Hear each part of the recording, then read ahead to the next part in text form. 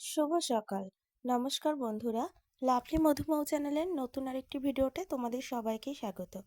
দেখো সকালবেলায় কি সুন্দর আকাশটা, আর আমাদের বাড়িতে না সজনে ফুল গাছ রয়েছে, তাই তোমাদেরকে দেখাচ্ছিলাম আমি আঙুল দিয়ে যে সজনে ফুল গাছে কত ফুল ফুটেছে। আর ফুল ফুটলে না সব ঝরে পড়ে যায়, থাকতেই চায় না গাছে। আর আমি সকালবেলায় রোজ এরকম ফুল কুড়াই, মাও কুড়ায় মাঝে মাঝে। আজকে বেশ অনেকটা টাটকা টাটকা ফুল হয়েছে।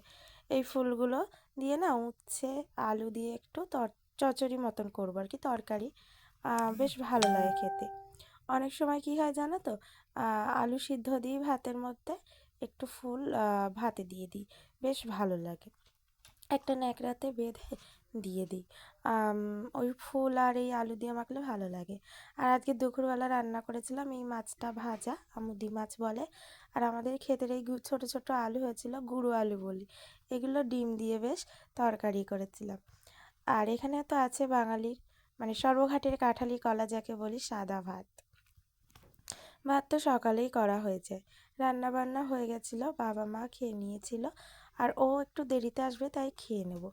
আর আজকে বলেছিলাম এক জায়গায় বার হব, তো ওই 4টে সাড়ে 5টা নাগাদ এরকম বেরিয়েছিলাম আমাদের বাড়ি থেকে। আর রাস্তায় যেতে যেতে না সন্ধে হয়ে গেছিলো। আসলে কি বলো তো বন্ধুরা, মাসকাবারি যে মালগুলো কিনে রাখি আমি, সেগুলো সবই প্রায় ফুরন্ত, মানে বাড়ন্ত হয়ে গেছে। তাই ও বলল আজকে চলো গিয়ে ওগুলো নিয়ে আসি। আমাদের এইখানে একটা জায়গা আছে ঘোষবাড়ি বলে, সেখানে গরিবের হাট বলে একটা জায়গা আছে, ওখান থেকেই মালগুলো নিই। আর দেখো যেতে যেতে আমি একটু ঢং করে ভিডিও করে নিচ্ছিলাম। আর এইখান থেকে গাড়ি তেল ভরে নিল ও।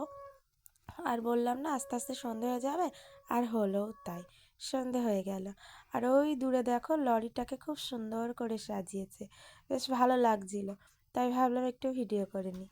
আর বলতে বলতে আমরা আমাদের গন্তব্যস্থলে এসেও গেলাম। এই হচ্ছে সকলের প্রিয় ঘোষবাড়ি। বিভিন্ন রকমের জিনিস আর কি, জামা কাপড় বলুন, জুতো, জামা, মাসকাবাড়ি মাল, তারপরে বাজার, তারপরে হরেক মাল সেই 30 টাকা 10 টাকা করে, মানে সমস্ত জিনিস সমস্ত। আগে আমরা মুদিখানার দোকান থেকেই মাসকাবারি মাল নিতাম, খাতা লেখা থাকতো, মাসে গিয়ে পয়সা দিতাম, কিছু বাকি রাখতাম, নিয়ে আসতাম। এবার এখন এই জায়গাটা হয় না, আমাদের খুব সুবিধা হয়েছে।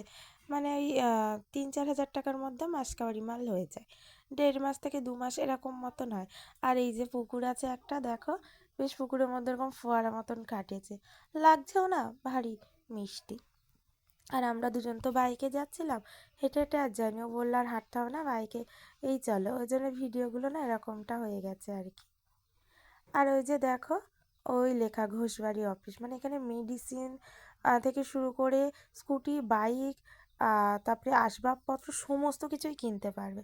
আর এখানে নাগরদোলা বসেছিল, ফাঁকাই চলছিল। আসলে কি বলতো, রমজান মাস শুরু হয়েছে না, আর ফাঁকা ফাঁকা লোক, মানে আমরা আর কজন যাই ঘুরতে, ওরাই যায় বেশিজন ঘুরতে।